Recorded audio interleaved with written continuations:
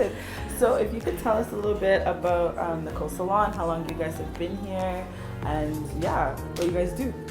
We're a braiding salon. We specialize in only braids, cornrows, anything that's braided. Okay. We've been around for, well, my mom's been doing this for 22 years. Okay. I joined in 8 years ago. Okay. We've been at this location for 8 years. Before here, we were somewhere else for 14 years, not so far from here. Yeah. Okay, so you guys have had your clients for a very long time. For a very long time. Returning clients, the children of my mom's clients, their children. Oh wow, so, yeah. that's amazing. Yeah. That's so cool. Okay, so what? How are your hours of operation for people who are interested in getting their hair braided here? We work on appointment only. Okay. You have to book a day or two in advance. Okay. The Christmas season is coming up, so now you have to book like a week in advance. I remember trying last year and I had to do like 2 weeks before. So, yeah, because Christmas season gets so busy with all the summer people coming in and they always book while they're still there. And we open at 7:30, so the first clients come in at 7:30. We have 4 shifts. Okay. So the ones who come in at 7:30 get done by 11. Then we have another round from 11 to like 2, then 2 to like 4. Okay. Now because of curfew and everything, we can't do 4 to like 9 p.m. or 10. So our last people come in at 3 and they're normally doing easy things, so we're done by 7. Okay, that's good. But you guys are so fast, so you don't take like the whole day to braid. No, I think we've figured it out. We've mastered what to do. We prep the hair before, like I say, we talked about what you were going to do before, so we have the hair ready before you come. Okay. And we start, instead of you come, you decide, then you make the hair, then you know, there's so much. Okay. Yeah. So every client has an idea before they come. Every client has an idea. They go to my website or my page, they take a screenshot. When they're booking their appointment, we already know what they're going to do. Okay. And you literally can get lost in Marithe's page. I'm always like, I'm going to do next. I'll just send her random messages like this one. So yeah, you can find her on Shani Marithe. It's a complicated name, but Rachel will put it down there for you. But yeah. Perfect. Okay, so speaking of hair, let's go check out what colors and options that you have. Okay. And then we can pick what I'm going to do. Okay. So we have all the colors, as you can see. Do you source them? Like, where do you get them here? Do you get them? Okay, so some of them we get from here, but most of them we get from West Africa. Oh, okay. And from Congo, where we come from. Okay. Where my mom and I come from. Yes. So half of them we got from Burkina Faso, Cote d'Ivoire. Oh, wow. Some of them Kenya. Like these colors, these particular colors we get from Nigeria, Burkina Faso. Okay. The rest, Nigeria as well. So where people do more bold colors, because I know that. Yeah, they do now. Now, before, Ugandans were very conservative before, but now they're getting into the culture. Yeah, finally. Yeah. Get out of that bubble. I love this. I love this too. It's such a rich color. Yeah, vacay. Like I could see these like together. Okay, but because you know we do professional videos as well, let's do like maybe more of like a blondie, but with black and I think this is more you. Yes, it is. Classy, keeping it classy and cute. Yeah. Okay, let's. So I think plain blonde is going to be a bit too much. Okay, yeah. So I got you. You know me so well. I got you this color that's a mix of black and blonde. Okay, perfect. So this is what it looks like.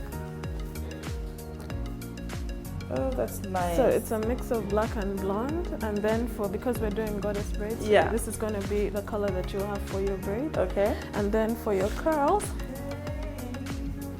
have that. Yes. Okay. That I think I'm getting outside of my comfort zone, you guys. I'm like conservative, like everyone here, but yeah, I like this. Let's do it. You like this? Yes. Okay.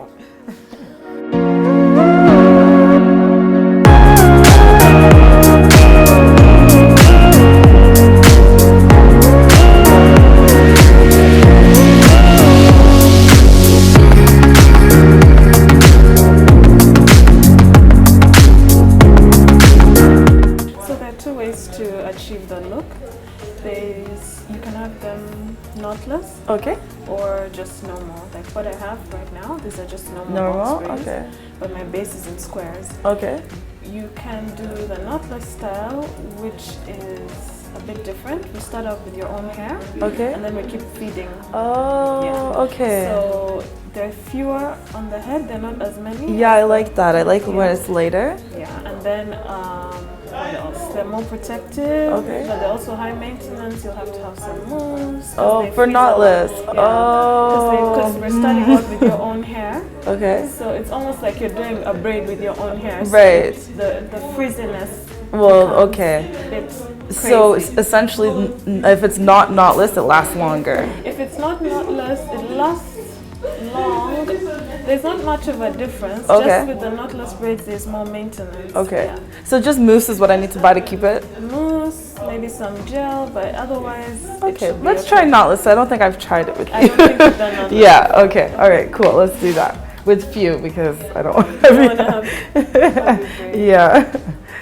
So what's the process that you recommend your clients do before coming in? Like I have dry hair, so I washed it, but it's like a bit dry and dandruffy and whatever, just because it's like, yeah, I need to take care of my hair more. I mean, we always prefer that you come with your hair washed and blown out. Okay. It makes our lives easier.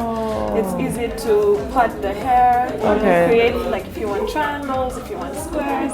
It's easier when your hair is blown out. Right. But when it's like this. Yeah, where I literally had braids and then just. I don't think I even combed it properly. So we're going to have to blow dry it just a little bit. Okay, yeah, because Marithe knows I don't usually like heat, but for the purposes of showing you an amazing after, we'll put heat.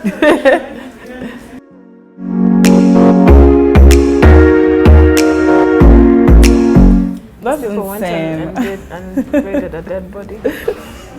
I would forever be traumatized. Yeah, one of them was traumatized for life. Like she stopped doing hair because she was just like, oh my what gosh. is this? You know how entitled people in this country are? Like you can't say no. Yeah. So, you know? Yeah. So you have no choice. Yeah, oh God, no. I totally understand. Yeah, I mean that and so many other things. You know, you get there and someone doesn't want to pay. You've been there the whole day and they feel like because they've accommodated you in their home. That's payment? That's payment. I gave you breakfast. I gave you lunch. You're joking. No, it's crazy. Or they'll have a party and be drinking and dancing. While you're doing hair? While you're working. And you're just like, you know, so. That's insane. I'm forever grateful that my mom went through all that those things before you came for her to be able to be like, no. Yeah, absolutely. I don't care not. who you are. Me, that is not part of what I can provide. You know? So you mentioned 8 years ago that you started in the salon like full time 8 years ago? Yeah. Okay. So you always had like a taste of the braiding world and like being here for like at her place of work and such. I mean, before we moved to this location, the shop was in our home. Oh, okay. So my mom was too paranoid, being immigrants in Uganda. She didn't trust anyone with her kids.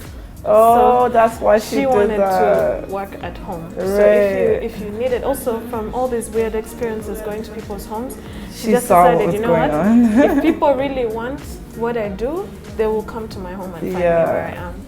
So it was in our home, so I grew up seeing my mom do it. Right. I loved it, but she didn't like me doing it. Yeah, because where we come from, braiding is like making matoke. Everybody does it. So she wanted something different for you. But I loved it. Yeah. I really did.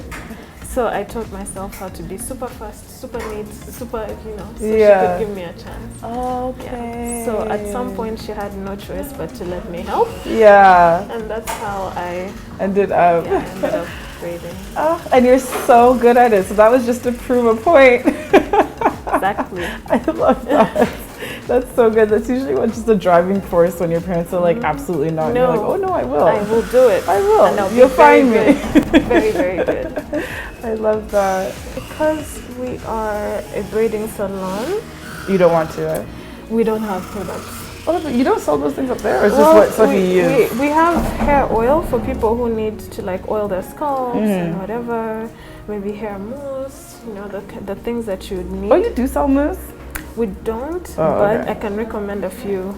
Okay, yeah. We use. We have it for the clients to put for them when they're done. Yeah. But you don't sell it, because I need mousse to keep these knotless braids in.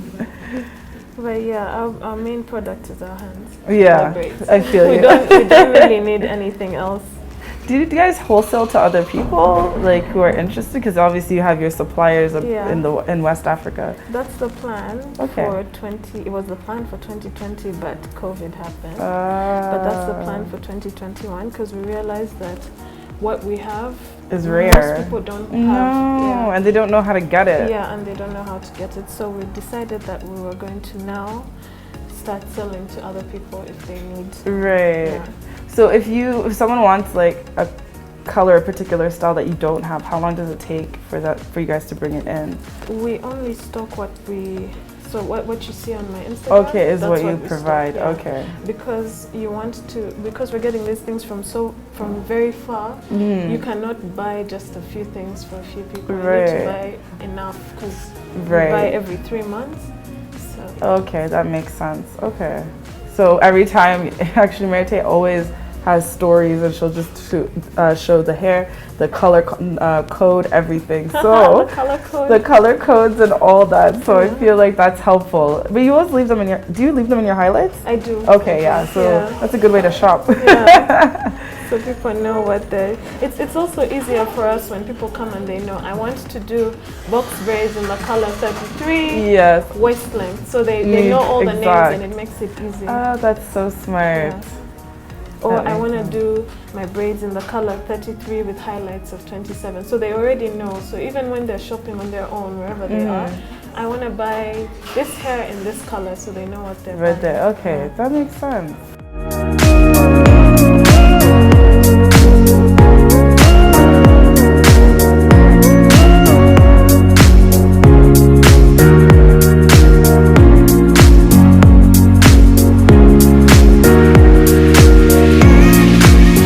How has your general, besides the dead body story, how has it been being braiders in Uganda though? In the salon business, especially braiding, not weaving, because weaving is like high end. Okay. Retouching, that's like high end, but braiding is like the lowest point of the hair business in Uganda. Yeah. So people tend to undermine you so much. Like I get a lot of clients, especially because my mom has been in the business for a long time, so she has people who have been coming for like 10, 15 years, 20 years. Right. So I graduated at uni, and they keep asking me, so what are you going to do? I'm like, I'm doing what I want to do, Oh no, why don't you get a job? But I'm working. You know? Like they don't consider this a job. They don't. Sounds like content creation. They don't consider it something, and yet you'll find that you're making a lot more money than so many people. Yeah. But they'll be like, so is this what you're going to do with yourself? You know. So the braiding industry is undermined so much, and braiders are undermined so much. Like, you know, those girls who went to braid the corpse.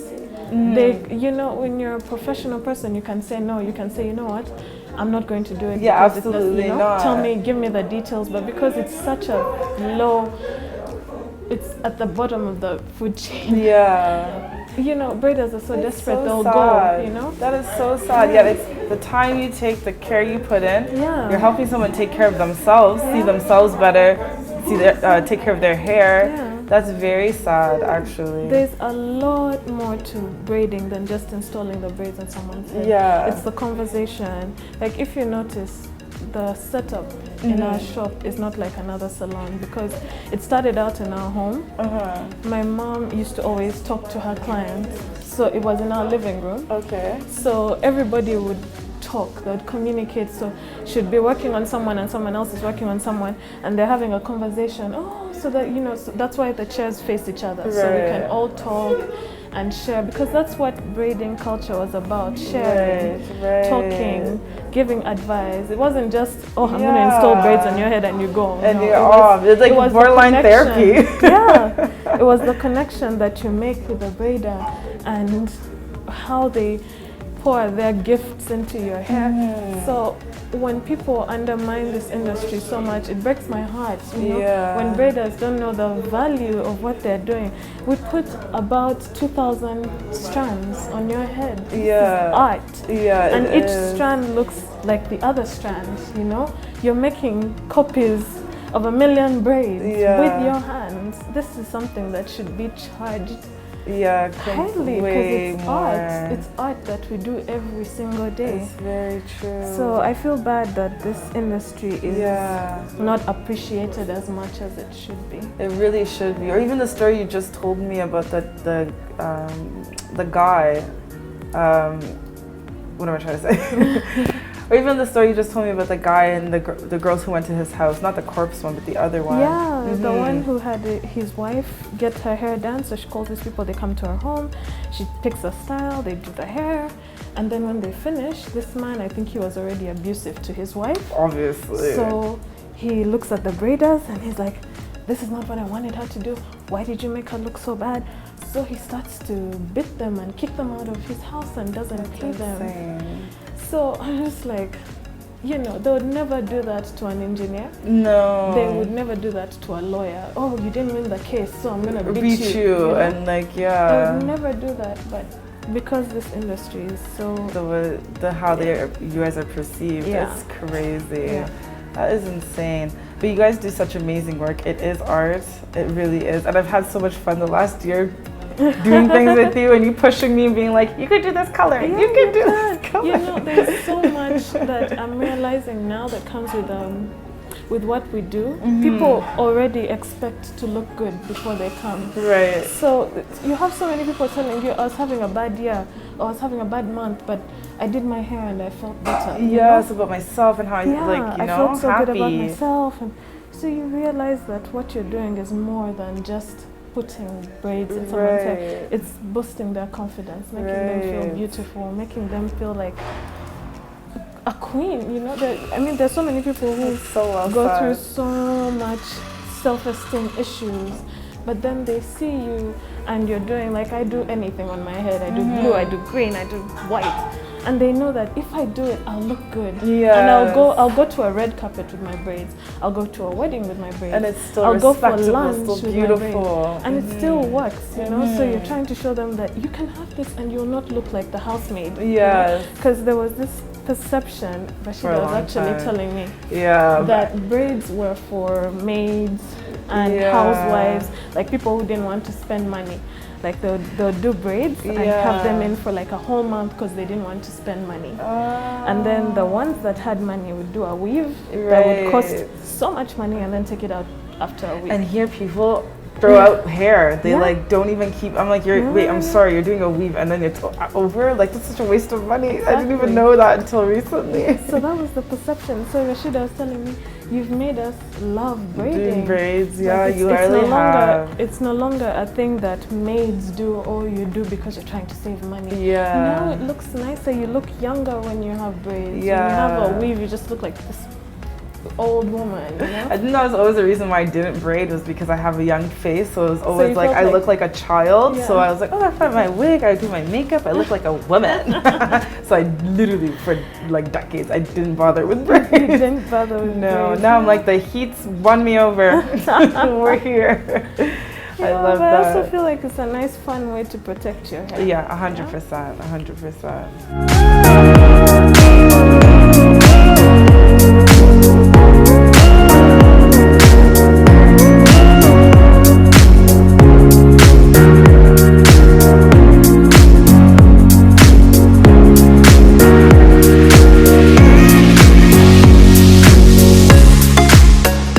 Done with the final look that Marithe has done for me today. It looks gorgeous. I'm so happy. She always knows like the colors, the looks, and she always works with my overly demanding goddess lengths. Anyways, so for people coming from abroad, what are the methods of payment that you take? We take direct bank transfers, cash, mobile money, card. Okay. Yeah. Perfect. Give us some idea of where we can find you, the exact, well, we don't really have addresses, but you know what I mean. Yeah, you can, when you type in Nicole's Braiding Salon on Google, there's a, perfect. Yeah, there's a pin. Or if not, there's a school called Kakungulu Memorial, which is a very well-known school in this area. Okay. We're right opposite the school. Okay, perfect. Thank you so much, Marithe. You can even tell with her hair, you guys, like the colors, everything. She's so talented. Everything great done. Definitely come here to Nicole's Braiding Salon. Don't forget to subscribe, click the bell notification button, and like this video, and I'll check you guys in my next video. Bye.